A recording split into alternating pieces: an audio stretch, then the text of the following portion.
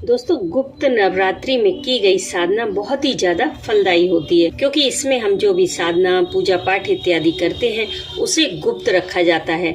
और जो भी पूजा गुप्त रखी जाती है वो साधारण पूजा से ज्यादा फलदायी होती है। इन दिनों अगर आप कोई भी साधना पूजा पाठ या मंत्र सिद्धि करना चाहते हैं तो ये दिन बहुत अच्छे माने जाते हैं। इस समय की गई साधना बहुत ही जल्दी सफल होती है और इसके बहुत अच्छे परिणाम आपको अपने फ्यूचर में दिखाई देते हैं। आज मैं आपको जो साधना बताने वाली हूँ वो नवार्ण मंत्र की है, जिसे मार्कंडेय पुराण से लिया गया है। इसकी सबसे खास बात ये है कि इस साधना को करने से बहुत जल्दी सिद्धि प्राप्त होती है, क्योंकि ये साधना शक्ति को अट्रैक्ट करती है। इसमें हम शक्ति का आवाहन करते हैं और मंत्रों द्वारा उसकी स्तुति करते हैं और 9 दिन तक पूजा करने के बाद जब वो शक्ति विदा होती है तब हमें बहुत सारा प्यार और आशीर्वाद देकर जाती है, जिससे हमारे जीवन की कठिनाइयाँ दूर होती हैं और हमारा जीवन खुशियों से भर जाता है। और यकीन मानिए, पूरी साधना में आपको इस बात का एहसास भी होगा कि कोई दैवीय शक्ति आपके साथ है। लेकिन इस पूजा में कुछ सावधानियां रखनी पड़ती हैं, जो मैं आपको आगे वीडियो में बता दूंगी। ओम ऐम ह्रीम क्लीम चामुंडाय विच्चे। दोस्तों, इस मंत्र को शक्ति साधना का श्रेष्ठ मंत्र कहा जाता है। इसके एक एक अक्षर में ब्रह्मांड समाया हुआ है। शिव महाकाली, शिव महालक्ष्मी और शिव महासरस्वती, इन तीनों शक्ति और नव दुर्गाओं की आराधना की दृष्टि से यह मंत्र सभी देवी मंत्रों का सार तत्व कहलाता है, जिसका जाप करने से व्यक्ति दैहिक, दैविक और भौतिक तापों से मुक्त हो जाता है और संसार के सभी ऐश्वर्यों को भोगता है।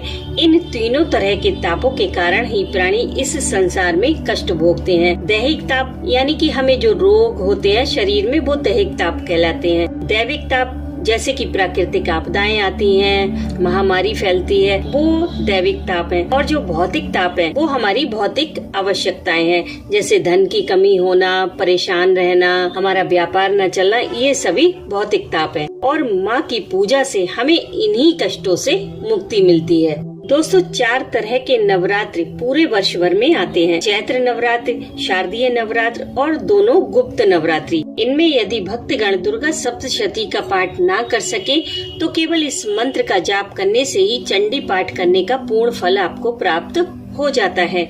माता पार्वती के अनुरोध पर भगवान शिव द्वारा कहे गए सिद्ध कुंजिका स्तोत्र में भी भगवान शिव ने इस नवार्ण मंत्र की महिमा का उल्लेख किया है। दोस्तों, इस मंत्र में एम बीज मंत्र माँ सरस्वती जी से संबंधित है।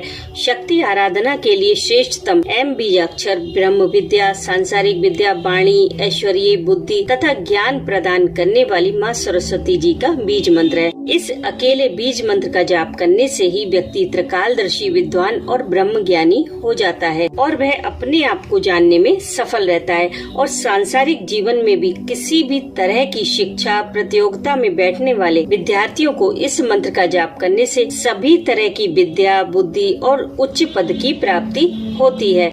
इस मंत्र में ह्रीम अक्षर पर ब्रह्म श्री हरि की शक्ति माँ लक्ष्मी जी का रूप है। इस ह्रीम बीजाक्षर मंत्र का जाप करने से प्राणी श्री महालक्ष्मी और विष्णु भगवान की कृपा प्राप्त कर लेता है। यह मंत्र सृष्टि पालक है और इसमें संपूर्ण जगत का कल्याण करने की शक्ति समाई हुई है। जो भी प्राणी इसका जाप करते हैं वे सफल, उद्यमी, कारोबारी, व्यापारी और धन धान्य से संपन्न होकर समाज में प्रतिष्ठा प्राप्त करते हैं और सुख पूर्वक जीवन यापन करते हैं। और क्लीम बीज मंत्र, क्लीम मंत्र श्री महाकाली का बीजाक्षर मंत्र है। इसमें सृष्टि का संहार करने की शक्ति रखने वाली श्री महाकाली की शक्ति विद्यमान है।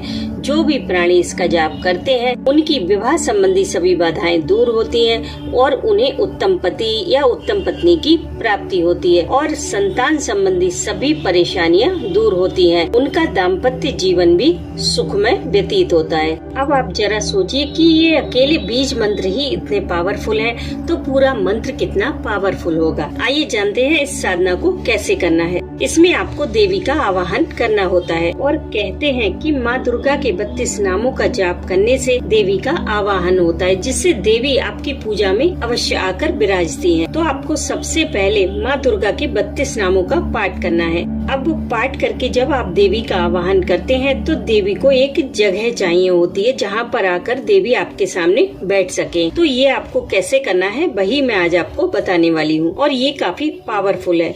इसके लिए आपको एक शांत जगह की जरूरत होगी जहाँ बाहर के लोगों का आना जाना ना हो, जिससे पूजा के समय कोई भी आपको डिस्टर्ब ना कर सके। और ये साधना आपको गुप्त रखनी है, तभी आप इसके अच्छे रिजल्ट देख पाएंगे। और जितनी देर भी आप ये साधना करें उतनी देर आपको एक दीप प्रज्वलित रखना है, क्योंकि दीप जलाना बेहद जरूरी है।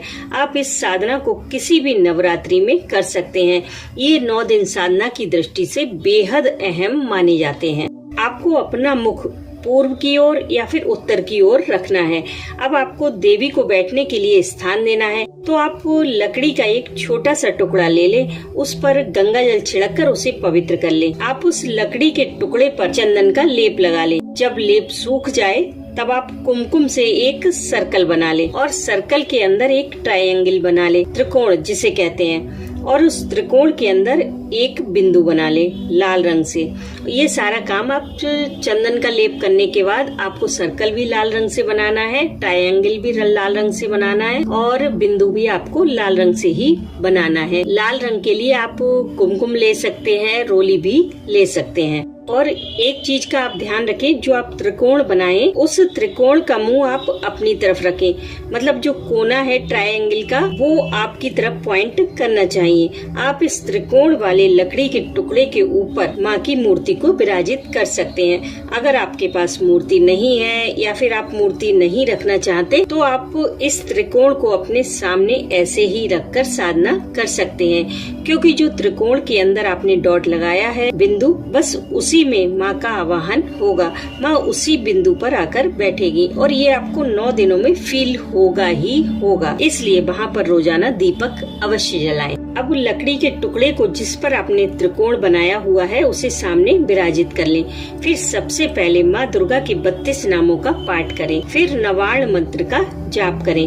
वैसे तो इसका प्रतिदिन 9 माला जाप करना चाहिए, लेकिन अगर आपके पास इतना समय नहीं है तो आप कम से कम 3 माला प्रतिदिन अवश्य जाप करें 9 दिनों तक, ताकि 9 दिनों में आपके 27 जाप कंप्लीट हो जाएं। उसके बाद ये सिद्ध हो जाएगा। अगर आप पूरी श्रद्धा, विश्वास और ईमानदारी से करेंगे तो इसके बहुत अच्छे परिणाम आपको अपने जीवन में देखने को मिलेंगे। उन दिनों अगर आप 9 दिन व्रत ना रख सकें तो सिर्फ सात्विक आहार लें, कोई भी प्याज, लहसुन, अंडा, नॉनवेज इत्यादि का सेवन ना करें। इस साधना में आप 3 जरूरी बातें अवश्य ध्यान रखें। पहली बात कि माँ के आवाहन से पहले आपको उनके बैठने के लिए स्थान बनाना है। आपको वही लकड़ी की चौकी तैयार करनी है, त्रिकोण वाली। दूसरी बात, दीपक आपको रोजाना सुबह शाम अवश्य जलाना है। और तीसरी सबसे जरूरी बात कि ये साधना आप तभी शुरू करें जब आपको 9 दिनों तक कहीं नहीं जाना हो, क्योंकि इसमें आप एक शक्ति का आवाहन करते हैं, इसलिए आप उसे छोड़कर कहीं नहीं जा सकते। 9 दिनों में पाठ पूरा हो जाएगा। फिर आप हलवा चने का भोग लगाएं, गरीब कन्याओं को प्रसाद बांटें। इस साधना के बाद आपको अपने साथ हमेशा एक सुरक्षा कवच महसूस होगा। आपको लगेगा कि एक अदृश्य शक्ति हमेशा आपके साथ है। इस पूजा में अगर आप भगवान से कुछ भी कामना नहीं रखेंगे, निष्काम भाव से पूजा करेंगे, तो भी आपकी सभी कामनाएं पूरी होंगी।